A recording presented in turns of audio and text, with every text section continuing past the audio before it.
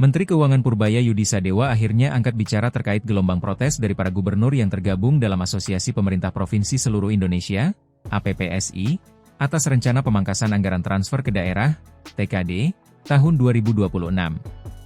Usai pertemuan dengan jajaran APPSI di Gedung Kementerian Keuangan, Jakarta, Selasa, 7 Oktober 2025, Menkeu Purbaya menilai penolakan tersebut merupakan hal yang wajar. Namun ia menekankan agar pemerintah daerah terlebih dahulu memperbaiki kualitas belanja sebelum menuntut alokasi anggaran lebih besar. Kalau semua orang angkanya dipotong, ya pasti semuanya nggak setuju. Itu normal, ujar Purbaya. Pernyataan itu disampaikan setelah sehari sebelumnya, 18 gubernur dari berbagai provinsi mendatangi Kementerian Keuangan untuk menyampaikan keberatan terhadap kebijakan pemangkasan TKD.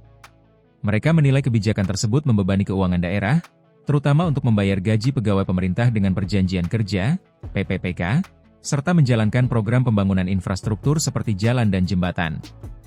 Menanggapi hal itu, Purbaya menjelaskan bahwa keputusan untuk menyesuaikan TKD dilakukan dengan mempertimbangkan kondisi fiskal nasional yang tengah ketat. Pemerintah, kata dia, perlu menjaga keseimbangan antara kebutuhan belanja negara dan kemampuan penerimaan yang terbatas. Pemerintah pusat tidak mungkin terus menambah beban anggaran tanpa memastikan efektivitas penggunaannya.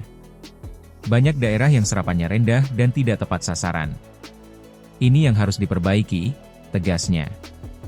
Ia pun menyinggung soal efisiensi dan akuntabilitas pengelolaan dana transfer.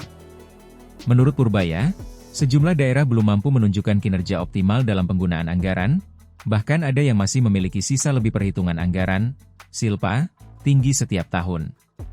Kondisi ini, menurutnya, menandakan bahwa persoalan utama bukan pada besaran anggaran, melainkan pada kemampuan daerah dalam mengelola keuangannya.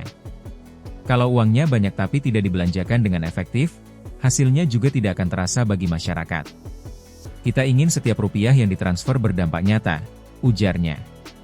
Purbaya menegaskan bahwa pemerintah pusat tetap berkomitmen mendukung daerah, namun bantuan fiskal harus diimbangi dengan perbaikan tata kelola.